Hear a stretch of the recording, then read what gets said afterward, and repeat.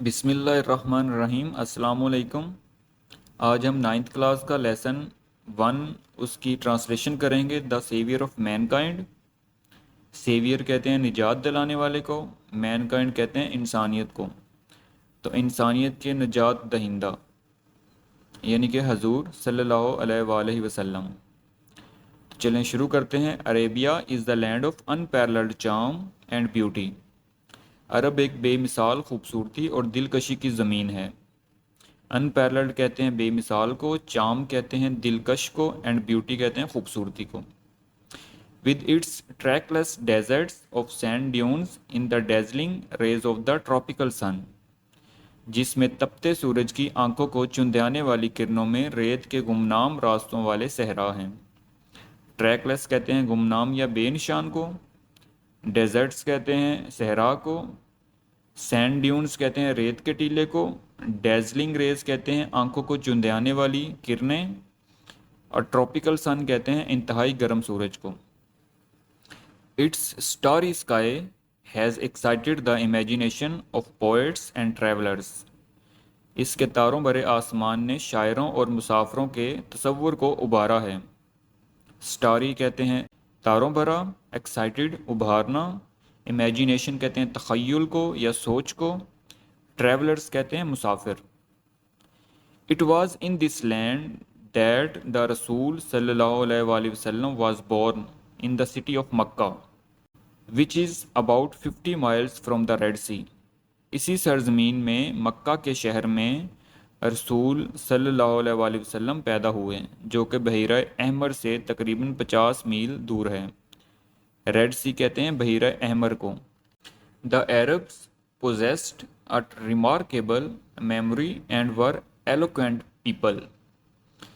عرب شاندار حافظہ کے مالک تھے اور فصیح و بلیغ لوگ تھے۔ possessed ہوتا ہے حامل ہونا یا مالک ہونا، remarkable کہتے ہیں شاندار کو، eloquent کہتے ہیں فصیح و بلیغ۔ Their eloquence and memory found expression in their poetry۔ ان کی فصاحت اور بلاغت اور یادداشت کا اظہار ان کی شاعری میں ملتا ہے۔ ایلوکوینس پھر سے فصاحت اور بلاغت کو کہتے ہیں، ایکسپریشن اظہار کو کہتے ہیں۔ Every year a fair was held for poetical competition at Okaz. Okaz جگہ کا نام ہے۔ ہر سال اوکاز میں شاعری کے مقابلوں کا میلہ منعقد ہوتا تھا۔ فیر کہتے ہیں میلہ کو۔ It is narrated that Hammad said to Caliph Walid bin Yazid, I can recite to you for each letter of the alphabet 100 long poems without taking into account short pieces۔ ایسا روایت کیا جاتا ہے یا بیان کیا جاتا ہے کہ حماد نے خلیفہ ولید بن یزید سے کہا، میں حروف تہجی کے ہر حرف کی 100 طویل نظمیں آپ کو پڑھ کر سنا سکتا ہوں، مختصر نظموں کو شمار کیے بغیر۔ وداؤٹ ٹیکنگ انٹو اکاؤنٹ کہتے ہیں بغیر شمار کیے۔ ریسائٹ کہتے ہیں زبانی پڑھ کر سنانا۔ And all of that was composed exclusively by the poets before the promulgation of Islam. اور یہ تمام اسلام کے ظہور سے قبل صرف اور صرف عرب شعراء کی لکھی ہوئی ہیں۔ کمپوزڈ کہتے ہیں لکھی ہوئی یا بنائی ہوئی، ایکسکلوزیولی کہتے ہیں امتیازی طور پر، خاص طور پر، پروملگیشن نفاذ یا ظہور۔ It was no small wonder that Allah Almighty chose the Arabic language for his final dispensation and preservation of his words۔ یہ کوئی معمولی معجزہ نہیں کہ اللہ قادر مطلق نے اپنے آخری پیغام کی اشاعت اور حفاظت کے لیے عربی زبان کو منتخب کیا۔ پریزرویشن کہتے ہیں حفاظت کو، ہز ورڈز کہتے ہیں اپنے پیغام کو۔ ہز کا ایچ کیپٹل ہے۔ اللہ کے لیے جب بھی کوئی ورڈ یوز ہوتا ہے اس کا پہلا ورڈ کیپٹل میں آئے گا۔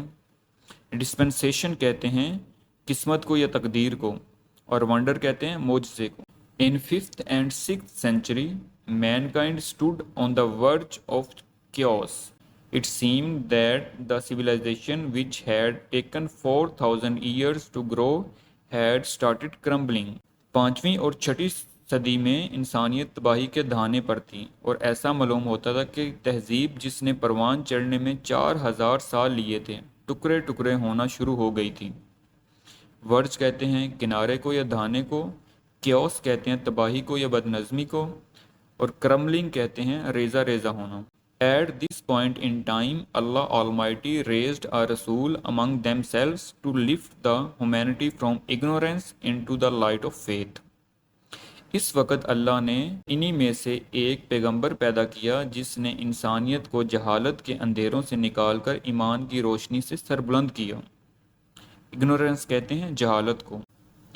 When حضرت محمد صلی اللہ علیہ وسلم was 38 year of age، جب حضرت محمد صلی اللہ علیہ وسلم کی عمر 38 سال ہوئی، he spent most of his time in solitude and meditation، وہ اپنا زیادہ تر وقت تنہائی اور مراقبہ میں گزارتے تھے۔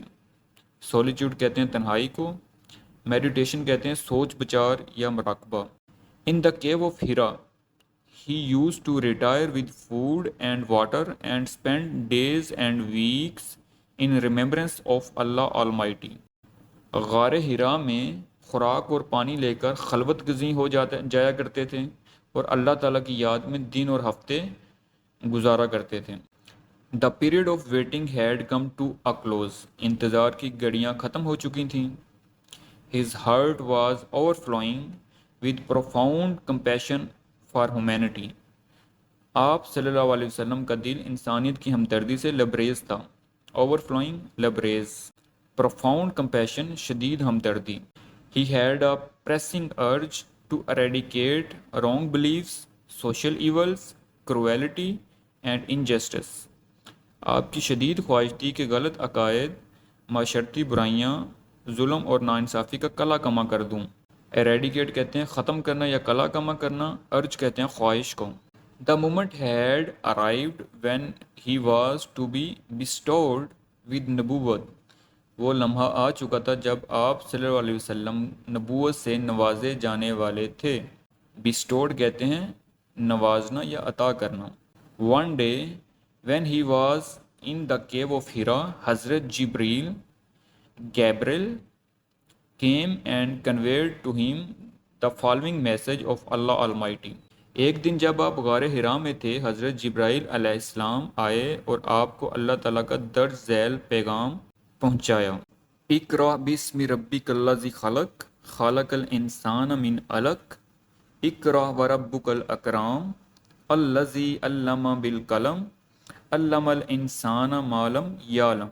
Read in the name of Lord who created man from a clot of congealed blood. Read, and thy Lord is most bountiful, who taught the use of the pen, taught men which he knew not۔ پڑھو اے نبی اپنے رب کے نام کے ساتھ جس نے پیدا کیا جمے ہوئے خون کے ایک لوتھڑے سے، انسان کی تخلیق کی۔ پڑھو تمہارا رب بڑا کریم ہے جس نے قلم کے ذریعے علم سکھایا اور انسان کو وہ علم دیا جسے وہ نہ جانتا تھا۔ کلاؤڈ کہتے ہیں جمع ہوا۔ The revelation of the divine message which continued for the next 23 years had begun, and the Rasul had arisen to proclaim the oneness of Allah, Tawheed, and the unity of mankind۔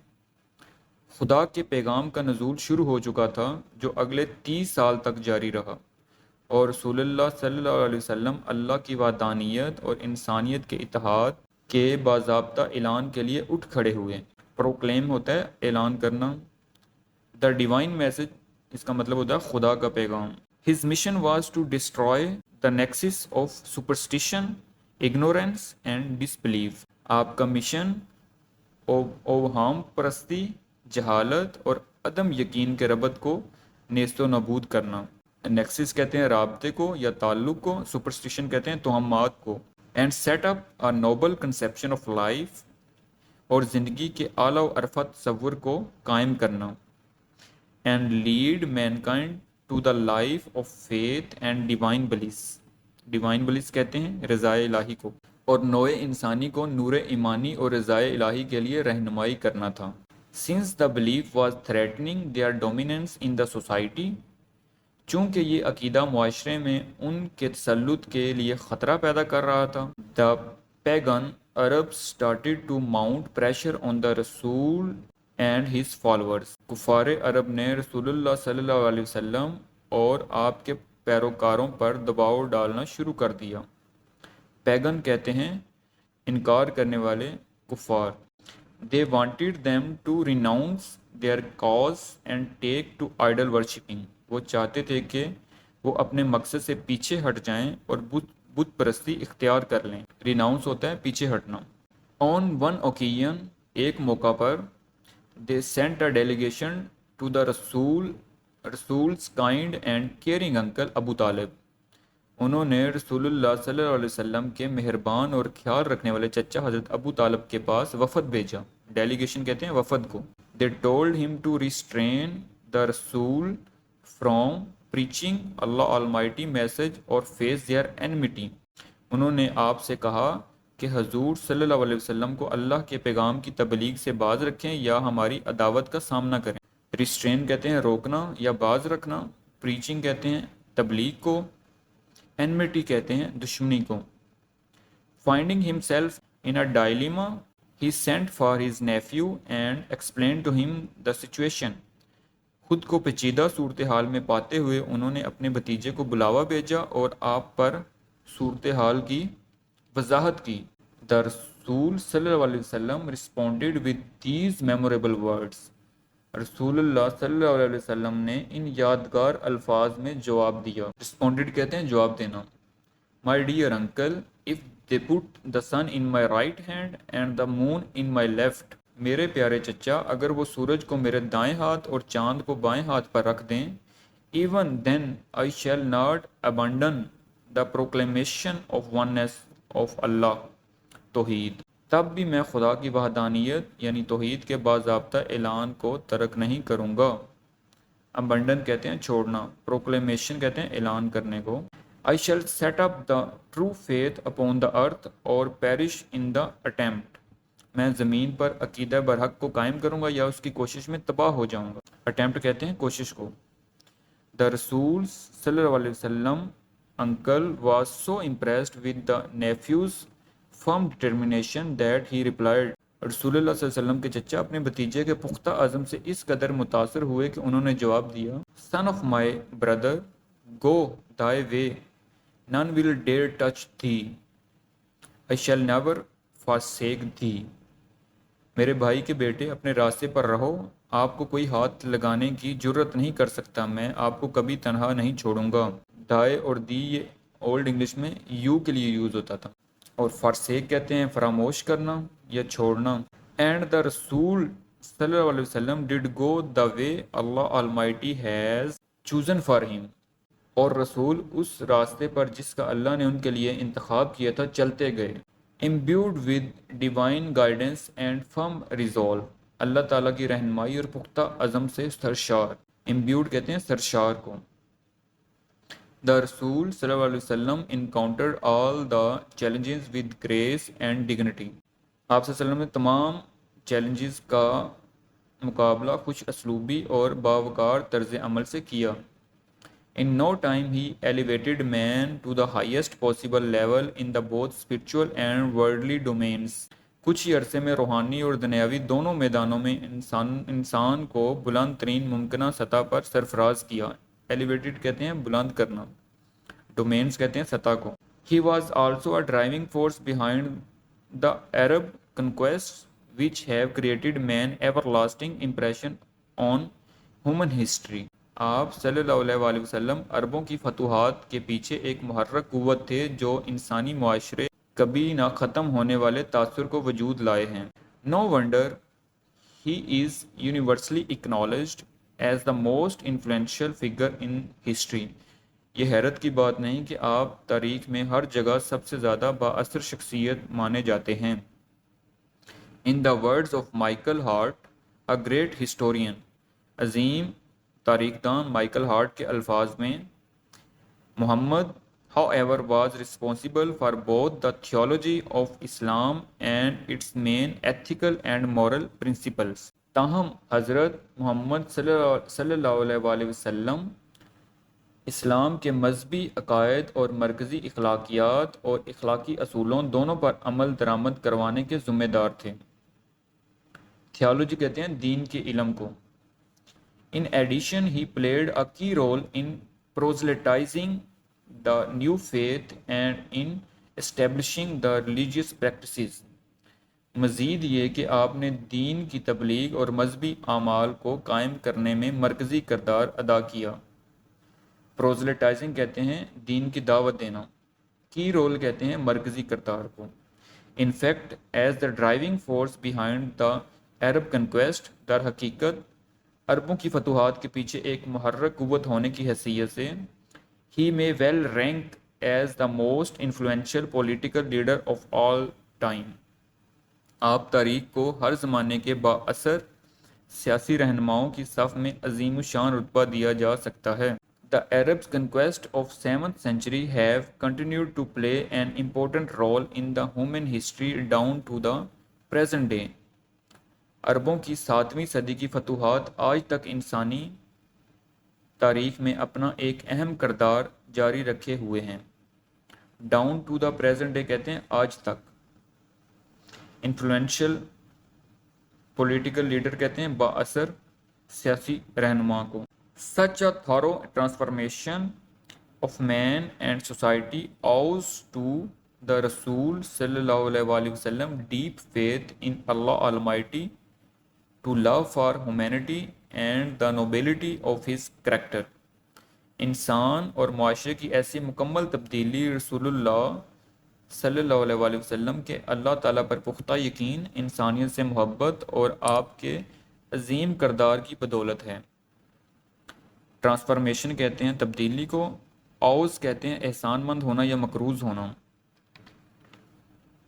Indeed, his life is a perfect model to follow. بلا شبہ آپ کی حیات مبارکہ پیروی کے لیے مکمل نمونہ ہے۔ In reply to a question about the life of the Rasul صلی اللہ علیہ وآلہ وسلم، حضرت عائشہ رضی اللہ تعالیٰ عنہا said، رسول اللہ صلی اللہ علیہ وسلم کی زندگی کے بارے میں سوال کے جواب میں حضرت عائشہ نے فرمایا، His morals and character are an embodiment of the Holy Quran.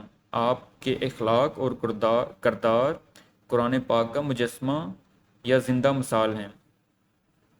Embodiment کہتے ہیں زندہ مثال کو یا مجسمے کو۔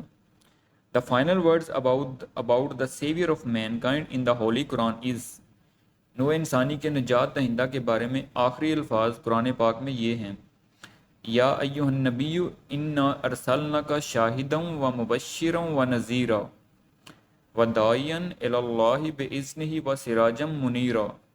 او نبی، surely we have sent you as a witness and as a bearer of good news and as a warner۔ اے نبی، یقیناً ہم نے تمہیں بھیجا ہے گواہ بنا کر، بشارت دینے والا اور ڈرانے والا بنا کر، and as the one inviting to Allah by his permission and as a light giving torch, اور اللہ کی اجازت سے اس کی طرف دعوت دینے والا بنا کر اور روشن چراغ بنا کر۔